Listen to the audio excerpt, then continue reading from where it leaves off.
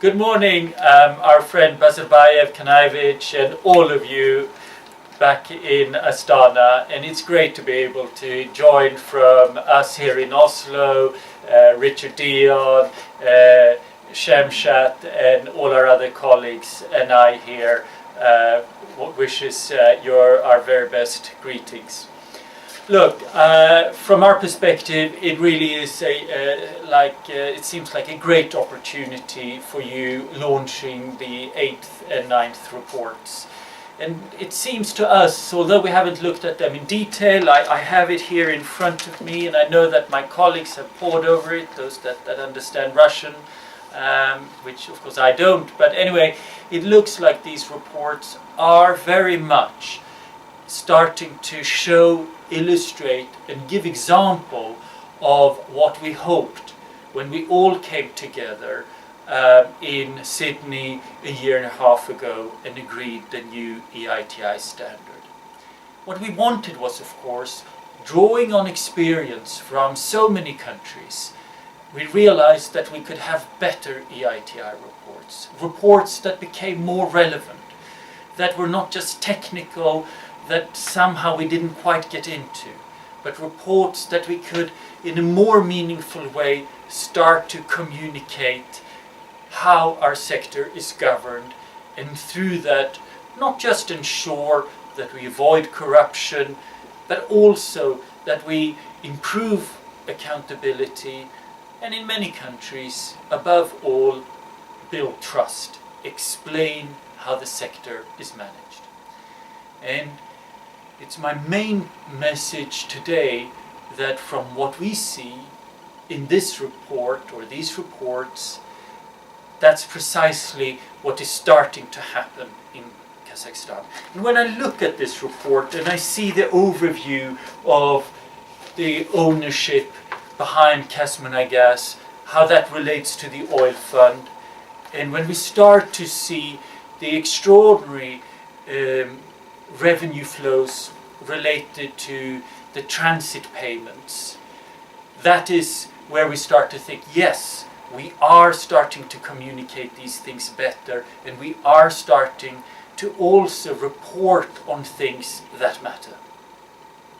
Another really important area is, of course, the social payments.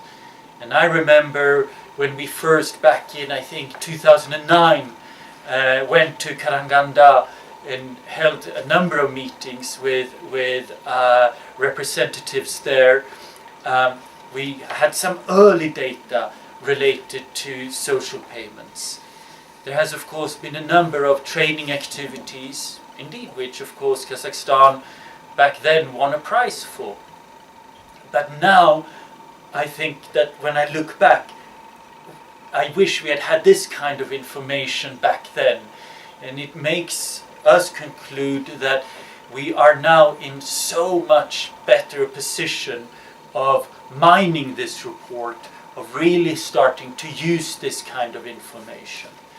So my message today to the government is make sure that you use this as a platform.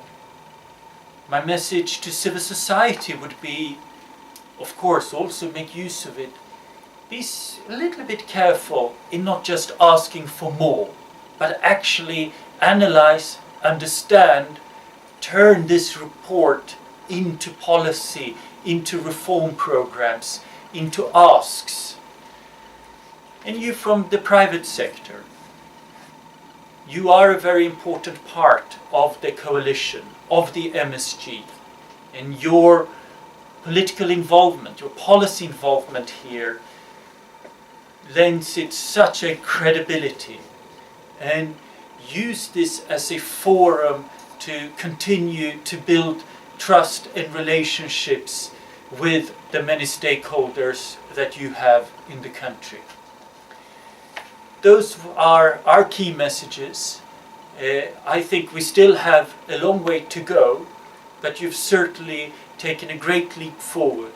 We all know that the process in Kazakhstan at times have been a little bit technical, yet another report, yet another validation, and we've sometimes, all of us I think, and this was something we discussed when Deputy Prime Minister Karbayev sat here in the sofa actually also, just over a year ago.